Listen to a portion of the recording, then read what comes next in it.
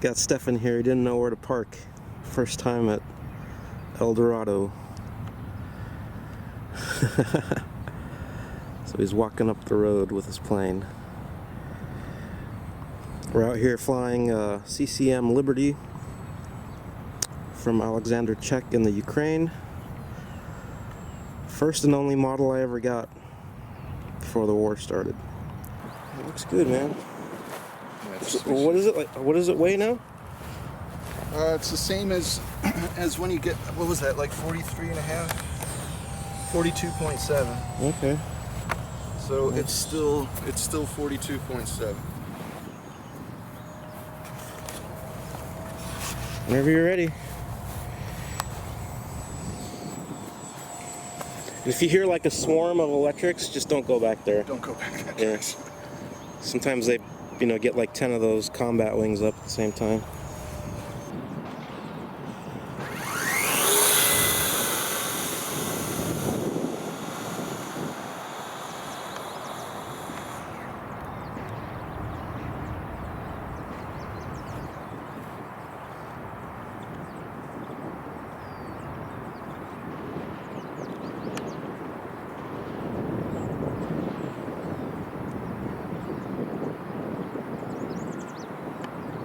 Oh, you see the birds in there? No, I'm looking through the okay. looking through the camera, so There's it's some birds right there eating up bugs. much harder for me to see details.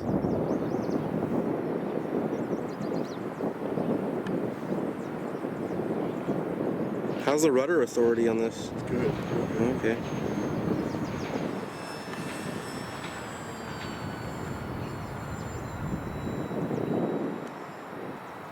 He did send me a picture of a V-tail Liberty. Of what?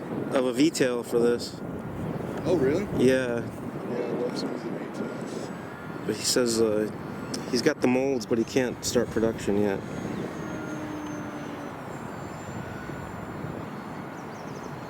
Well, that looked pretty good, man. Yeah, I think the way she goes. So one of the challenges for me with this airplane was this is the first time I've ever had a sailplane with large control surfaces like this one. Yeah. So when I initially set it up, it's too sensitive? It flew awesome, but it climbed horribly. Oh. It didn't climb well at all. I won't say horrible, but it was unimpressive the way it climbed in lift. Uh-huh. And I was like, oh man, I think it's going to be the control throws. So I had to reduce them first of all, but then the airplane felt a little bit numb. Yeah. So what I fly with Expo. Oh, okay. And that cleaned everything right up. It flies so good now. So what, you took the Expo out? No, I put Expo in, so that way if I really need to throw, you just wrench it, right, and you'll get it. But towards center, it's real soft where you need small corrections. Yeah. And thermals. So what about your camber settings? It wasn't like camber. I didn't measure millimeters, but I have 2 thermal modes. So when you were like thinking it didn't climb good, you didn't make camber changes. No, you just I knew it was. Oh, okay. It was the surfaces. Oh, interesting. Okay. I knew it was the surfaces that were causing too much drag. Well, they are pretty gigantic. And it's great for landing. I can see the draw to it. Well, I mean, I virtually know nothing about this model.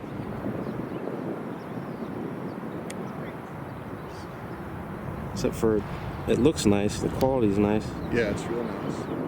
Been to one contest with it. And that was before I added Expo. And it did real well. Anything that I screwed up was my fault. I had ordered a strong version of this for myself, but then the war happened. Yeah, that kind of...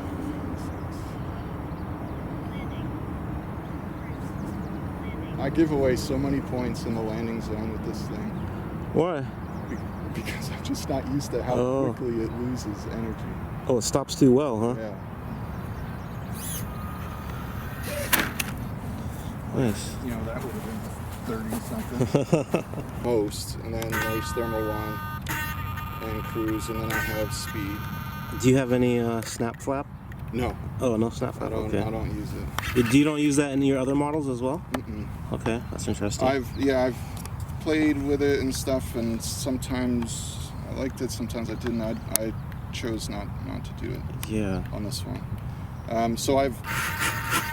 So you can see there's full deflection. Ooh, yeah, that aileron is way up there. Yeah, that might look like a ton, but there's expo in it, so you can see when I don't want much, I don't get much. Okay. And I actually put some expo on the elevator as well. And that toned down the elevator because the pitch was feeling a bit numb, and when I added more throw, then it was feeling too touchy.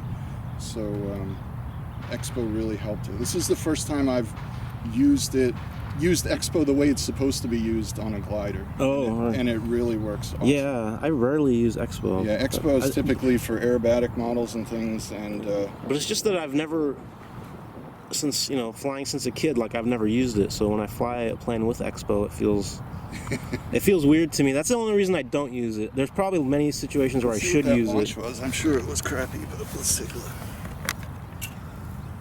Whoa, 11.8. Well, that's pretty low. Holy crap. That's, where I fly, I don't get that low. Like, if I'm in the 20s, I'm super happy. Well, this field is pretty good for low stuff.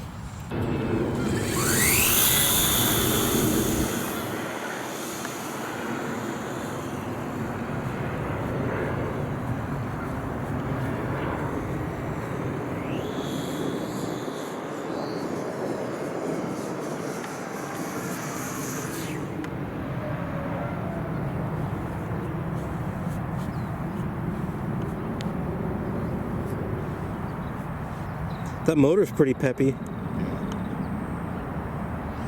did I come back here? We knew there was nothing here.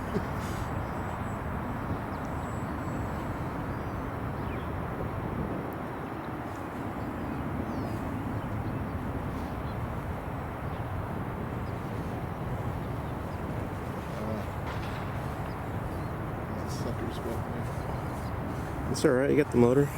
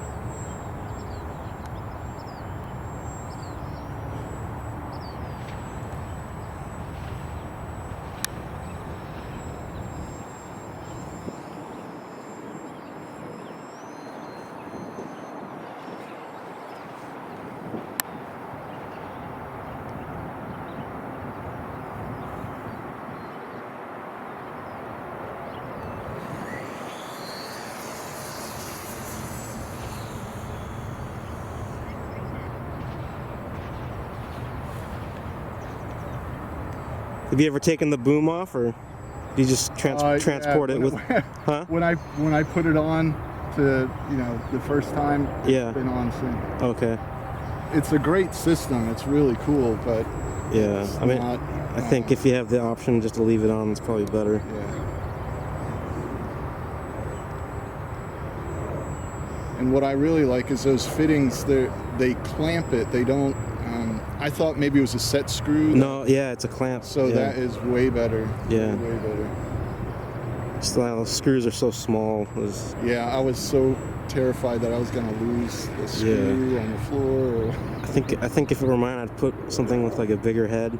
Yeah. And then have like 100 spares. Yeah, right.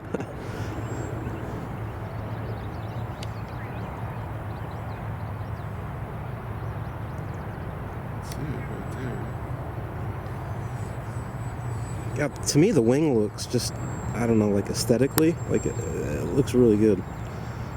Sure. Come on, man, it's right there.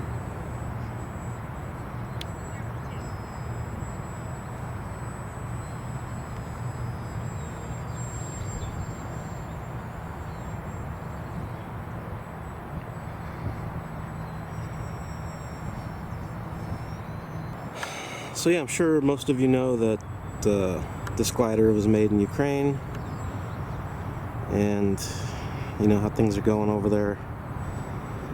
But I lost touch with Alexander, the manufacturer of this, at the beginning of the war. I just heard a few sporadic messages. But in the last month and a half or so, we've been in contact more, and he's okay. But unfortunately, his workshop was vandalized. He left his workshop for a period of time. And you know, I don't know if he was doing stuff for the military over there, or just trying to be safe or whatever, but when he came back, his workshop had been set on fire, and a lot of things were stolen, like his computers, which contained obviously all the 3D files, all the design files for every plane he manufactures. Most of his tools were stolen, from what I gather.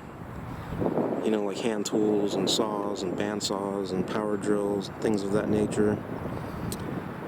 His carbon fiber supply, because he manufactures carbon fiber, was stolen as well. I believe his carbon fiber manufacturing table that he used to manufacture spread toe carbon fiber was stolen.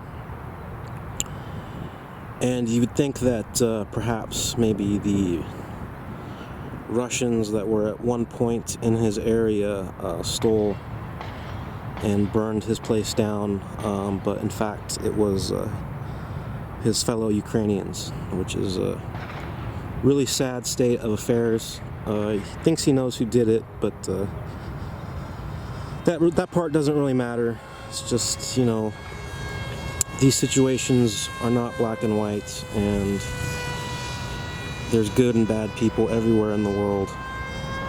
And to be in a situation where your country's at war and your sole means of providing for yourself and all the work you've done for the last however many years is vandalized by, you know, your fellow countrymen, it's just really heartbreaking for me. So I still pray that the situation ends peacefully, or as peacefully as it can, and that people are allowed to try to go back to a somewhat normal existence.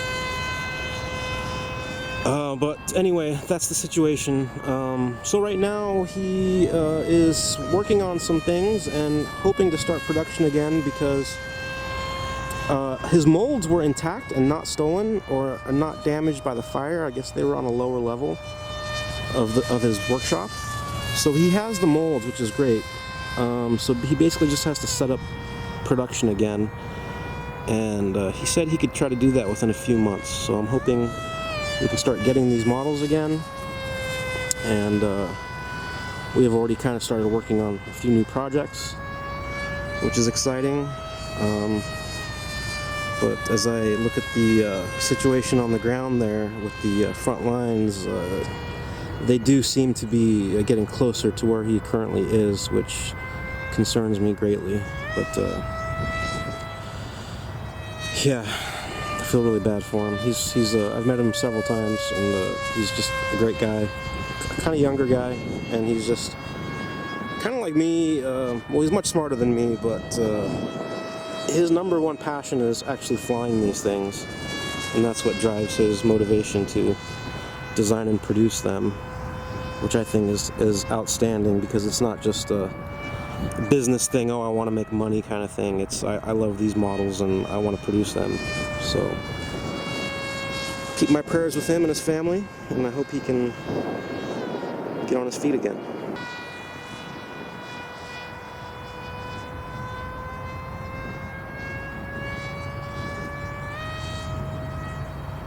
This model seems to be flying really well. I did get a chance to fly it just now,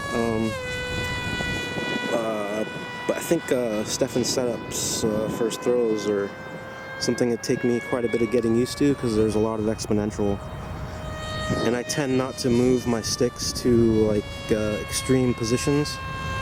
I tend to stay close to the center of the sticks. It's just the way I learned to fly, my whole life. It's probably not the best, but when I flew this model, it felt really insensitive to me, with lots of inputs needed. But that's the way he likes to fly, so it works for him. But I think for me, it would take some getting used to, or changing the setup a little bit. But anyway, he's flying it much better than I did, so you're getting a much better idea of how it flies with him on the sticks than me. So